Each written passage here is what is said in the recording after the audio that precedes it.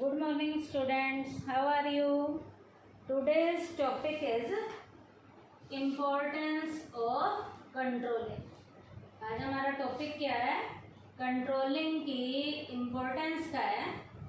बेटा कंट्रोलिंग के बारे में अभी तक आपको पता चल गया है। कंट्रोलिंग का मीनिंग आप सबको आता है। कंट्रोलिंग का मीनिंग क्या है? Bringing the actual result closer to the desire result. Actual result को डिजायर वाले रिजल्ट के पास लाना कंट्रोलिंग का काम है। तो कंट्रोलिंग की इम्पोर्टेंस क्या है, इसकी इम्पोर्टेंस के बारे में भी बेटा मैं आपको बता रही हूँ। कंट्रोलिंग इम्पोर्टेंट कैसे है किसी भी बिजनेस की ऑर्गेनाइजेशन के लिए, तो हम यहाँ कहेंगे controlling is an important function of management.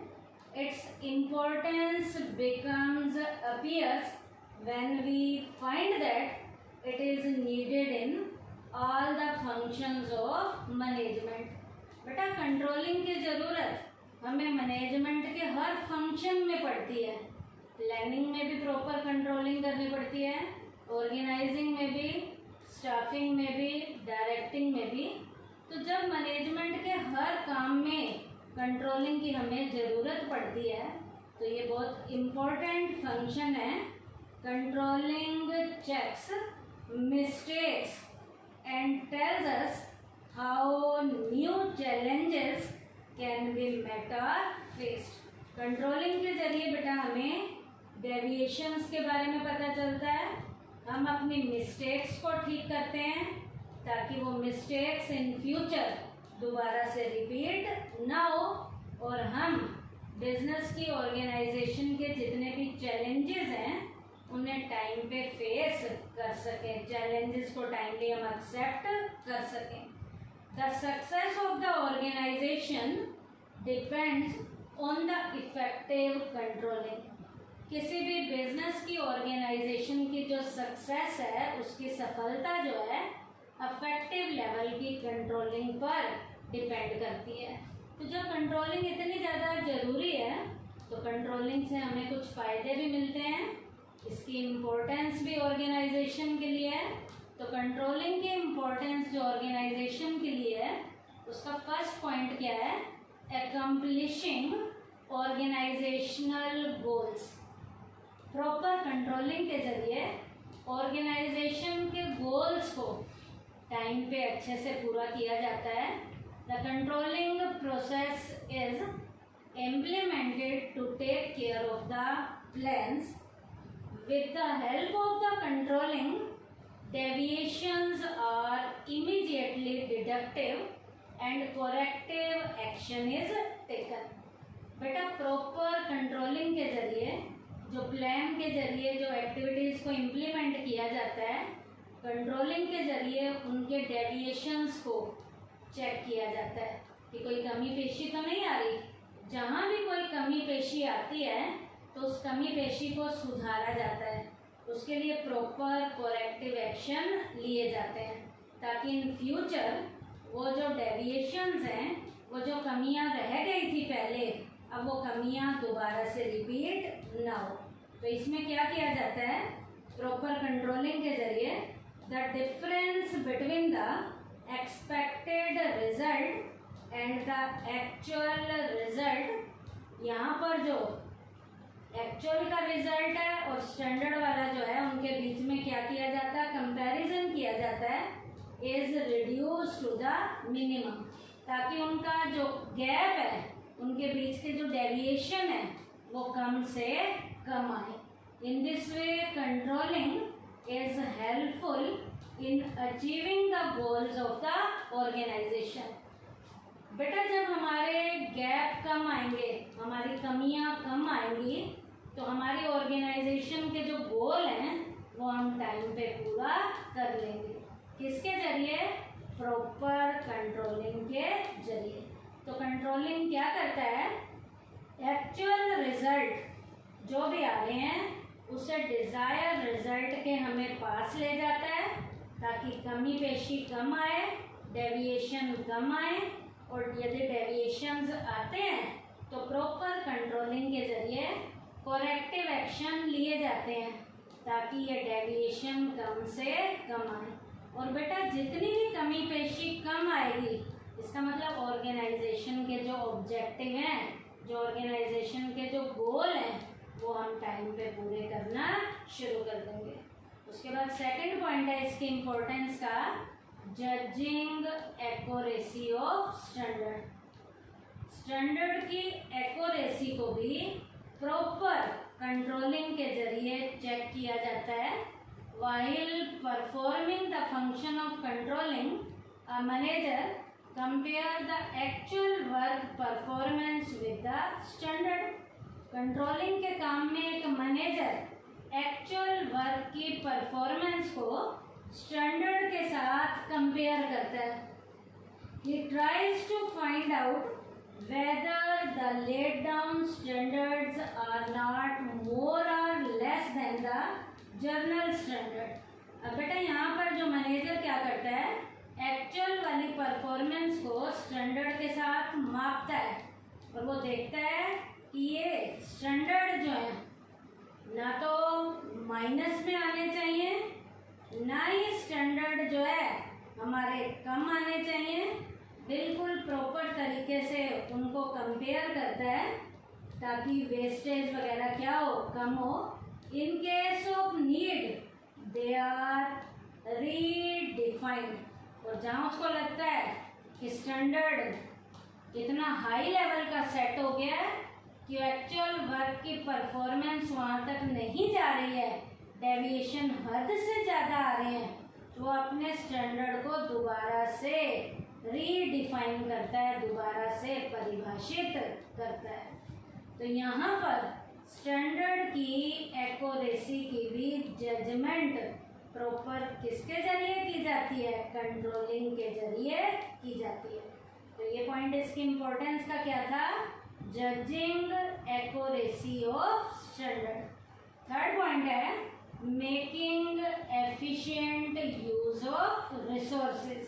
Resources का भी बेस्ट डायरेक्शन में यूज किया जाता है प्रॉपर कंट्रोलिंग के जरिए। Controlling makes it possible to use human and physical resources efficiently. Proper controlling के जरिए जितने भी रिसोर्सेज हैं, चाहे वो ह्यूमन लेवल के रिसोर्सेज हैं, चाहे फिजिकल रिसोर्सेज हैं, उनका बेस्ट डायरेक्शन में यूज़ किया जाता है। ह्यूमन रिसोर्सेज में as a human being role play करेगा, फिजिकल रिसोर्सेज में raw material use role play करता है, मशीनरी, टूल्स, इक्विपमेंट, मनी, ये सारे फिजिकल रिसोर्सेज में रोल प्ले करते हैं। तो प्रॉपर कंट्रोलिंग के जरिए हमारे जितने भी रिसोर्सेज हैं उनका बेस्ट डायरेक्शन में यूज़ किया जाता है। Under controlling it is ensured that no employee deliberately delay his work performance. Proper controlling के जरिए ये देखा जाता है कि कोई भी एम्प्लॉई जो है जानबूझकर अपनी वर्क की परफॉर्मेंस को डिले तो नहीं कर रहा। इस तरीके को यहाँ पर क्या किया जाता है, चेक किया जाता है। किसके जरिए, प्रॉपर कंट्रोलिंग के जरिए। In the same way wastage in all the physical resources is check. इसी सेम तरीके से यहाँ पर यह भी देखा जाता है कि वेस्टेज तो ज़्यादा नहीं हो रही। जहाँ भी यदि उन्हें लगता है कि वेस्टेज हो रही है, करेक्टिव एक्शंस के जरिए वेस्टेज को कम करने की कोशिश की जाती है। तो जब वेस्टेज होगी ही नहीं तो सारे के सारे रिसोर्सेज का, चाहे वो ह्यूमन रिसोर्स है, चाहे वो फिजिकल रिसोर्स है, उनका बेस्ट से बेस्ट डायरेक्शन में यूज़ प्रॉपर कंट्रोलिंग के जरिए किया जाता है। उसके बाद नेक्स्ट फोर्थ पॉइंट है इम्प्रूविंग एम्प्लॉई मोटिवेशन। एम्प्लॉई को प्रॉपर कंट्रोलिंग के जरिए मोटिवेशन भी दिया जाता है कि वो ज़्यादा से ज़्यादा काम करे, अपनी एक्चुअल परफॉर्मेंस को बढ़ाए। Through the medium of controlling an effort is made to motivate the employ. Proper controlling के जरिए ऐसे प्रयास किए जाते हैं कि एम्प्लॉय जो है अपने मनोबल को बढ़ाए और अपने मनोबल को बढ़ाकर एम्प्लॉय अपनी एक्चुअल वर्क की परफॉर्मेंस को सुधारे। The implementation of controlling makes all the employees work with complete dedication. यहाँ पर कंट्रोलिंग के काम में मैनेजर इस तरीके से अपने एम्प्लॉय से काम करवाता है कि एम्प्लॉय जो है अपने काम को पूरी डेडिकेशन से करने की कोशिश करता है, because they know that their work performance will be evaluated. क्योंकि यहाँ पर एम्प्लॉय को पता है कि उसकी वर्क की परफॉर्मेंस को उसका मैनेजर क्या कर रहा है, इवेल्युएट कर रहा है, माप रहा है, उसकी चेकिंग कर रहा है। जब उसके काम की चेकिंग होती है and if the progress report is satisfactory they will have their identity establish in the organization. अब बेटा जब वो सेटिस्फाई होकर मोटिवेशन से काम कर रहा है तो उसको ये लगता है कि वो यूनिट के प्रति जो है अपने मोटिवेशन के लेवल को बढ़ा रहा है। अब एम्प्लॉय जो सेटिस्फाई होकर काम कर रहा है इसका मतलब उसका मोटिवेशन लेवल उस यूनिट के प्रति धीरे धीरे बढ़ना शुरू हो जाता है और वो अपने एफर्ट्स के ज़रिए अपनी एक्चुअल वर्क की जो परफॉर्मेंस है उसे और पहले से सुधारना शुरू कर देता है। तो ये भी किसके ज़रिए पॉसिबल हुआ, प्रॉपर कंट्रोलिंग के जरिए। नेक्स्ट पॉइंट है ensuring order and discipline.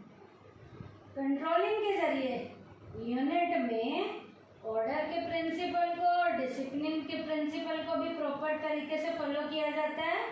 Controlling ensures order and discipline. Proper controlling के जरिए ऑर्डर और डिसिप्लिन को फॉलो किया जाता है, लागू किया जाता है, अच्छे से इम्प्लीमेंट भी किया जाता है। With its implementation all the undesirable activities like theft, corruption, delay in work and uncooperative attitude are checked। Proper order और डिसिप्लिन के प्रिंसिपल के जरिए जब उन्हें यूनिट में अप्लाई किया जाता है तो फालतू की जो अनडिजायरेबल लेवल की एक्टिविटीज़ हैं वो यूनिट में होनी बंद हो जाती हैं। और वो क्या, चोरी होनी बंद हो जाएगी, करप्शन नहीं होगा यूनिट के अंदर, काम में देरी नहीं होगी और किसी भी एम्प्लॉय का जो एटीट्यूड है वो अनकोऑपरेटिव लेवल का नहीं होगा। क्यों? क्योंकि उसकी सारी एक्टिविटीज़ की टाइमली क्या हो रही है, चेकिंग हो रही है। ऑर्डर के प्रिंसिपल को और डिसिप्लिन के प्रिंसिपल को यूनिट के अंदर अच्छे से प्रॉपर कंट्रोलिंग के जरिए क्या किया जा रहा है, अप्लाई किया जा रहा है। तो यूनिट के अंदर कोई भी गलत काम नहीं होगा। वो गलत काम क्या क्या, थेफ्ट से रिलेटेड कोई काम नहीं होगा, चोरी नहीं होगी, एम्प्लॉय भ्रष्ट नहीं होंगे, करप्शन नहीं होगी, काम में देरी नहीं होगी और किसी का भी एटीट्यूड यूनिट के अंदर अनकोऑपरेटिव लेवल का नहीं होगा। तो ये फायदे भी यूनिट को प्रॉपर कंट्रोलिंग के जरिए मिलेंगे। क्यों? क्योंकि कंट्रोलिंग के जरिए ऑर्डर और डिसिप्लिन को यूनिट के अंदर अच्छे से टाइमली क्या किया जाता है, इम्प्लीमेंट किया जाता है। उसके बाद है फैसिलिटेटिंग कोऑर्डिनेशन इन एक्शन। हमारे सारे कामों में प्रॉपर तरीके से कोऑर्डिनेशन प्रॉपर कंट्रोलिंग के जरिए होना शुरू हो जाता है। यूनिट जो है कोऑर्डिनेशन के जरिए एक्शन में आना शुरू हो जाती है। Coordination among all the departments of the organization is necessary in order to achieve the organizational objective successfully. Organization के ऑब्जेक्टिव को सक्सेसफुल तरीके से पूरा करने के लिए ऑर्गेनाइजेशन के जितने भी डिपार्टमेंट हैं उन डिपार्टमेंट में आपस में कोऑर्डिनेशन होना बहुत ही ज़रूरी है। जब उनमें आपस में कोऑर्डिनेशन होगा तो सारे काम बहुत बढ़िया तरीके से होंगे। All the departments of the organization interdependent, क्योंकि ऑर्गेनाइजेशन के सारे डिपार्टमेंट, एक डिपार्टमेंट दूसरे से जुड़ा हुआ है, दूसरा तीसरे से, सारे एक दूसरे से जुड़े हुए हैं। अब यहाँ पर एक एग्जाम्पल भी दिया जा सकता है। For example, the supply of orders by the sales department depends on the production of goods by the production department. Through the medium of controlling an effort is made to find out whether the production is being carried out in accordance with the order received। बेटा यदि cell बढ़ानी है तो cell department को production department के साथ coordinate करना पड़ेगा ताकि उतना माल बनाया जा सके और बनने के बाद उतने माल को टाइमली सेल किया जा सके। इसके लिए इन डिपार्टमेंट में आपस में एक दूसरे के बीच में कोऑर्डिनेशन होना जरूरी है। अब बेटा जब उतने आपस में कोऑर्डिनेशन होगा तो प्रॉपर तरीके से काम होगा। तो इनके बीच में कोऑर्डिनेशन बिठाने में भी यहाँ कौन रोल प्ले करेगा? Controlling. Through the medium of controlling an effort is made to find out whether the production is being carried out in accordance with the order receive. तो यहाँ पर कंट्रोलिंग के जरिए ये देखा जाएगा कि जितना माल बेचना है उतना माल बनाया भी जा रहा है या नहीं बनाया जा रहा है। ये प्रॉपर कंट्रोलिंग के जरिए चेक किया जाएगा। If not the causes of deviation are find out. यदि नहीं हो रहा तो कमी पेशी के कारणों को ढूंढा जाएगा प्रॉपर कंट्रोलिंग के जरिए। एंड कोरेक्टिव एक्शन इज इनिशिएटेड और टाइमली कोरेक्टिव एक्शन अप्लाई किए जाएंगे, लागू किए जाएंगे। Hence coordination between both the department is establish, ताकि कमी पेशी ना आए इन दोनों डिपार्टमेंट के बीच में कोऑर्डिनेशन एस्टेब्लिश किया जाएगा। और कोऑर्डिनेशन को एस्टेब्लिश करने में यहाँ पर प्रॉपर कंट्रोलिंग रोल प्ले करती है। तो प्रॉपर कंट्रोलिंग के जरिए जो कोऑर्डिनेशन है वो यूनिट के अंदर जितने भी डिपार्टमेंट हैं उनमें एस्टेब्लिश किया जाता है ताकि किसी भी तरीके के डिपार्टमेंट के कामों में कोई भी डेविएशन ना आए। और यदि डेविएशन आ रहे हैं तो प्रॉपर कंट्रोलिंग के जरिए कोरेक्टिव एक्शन लिए जाएंगे ताकि डेविएशन ना आए और डिपार्टमेंट के बीच में प्रॉपर क्या हो? कोऑर्डिनेशन। तो ये पॉइंट क्या था? Facilitating coordination in action. तो आज के टॉपिक में हमने क्या किया बेटा? कंट्रोलिंग की इम्पोर्टेंस हमने की और इसके मैं पॉइंट दोबारा से आपको बता देती हूँ। पॉइंट पहला है accomplishing organisational goal, second judging accuracy of standards, third making efficient use of resources, fourth improving employee motivation, fifth ensuring order and discipline, और next facilitating coordination in action। तो आज के टॉपिक में हमने क्या किया बेटा? कंट्रोलिंग की हमने इम्पोर्टेंस की है। थैंक यू बेटा।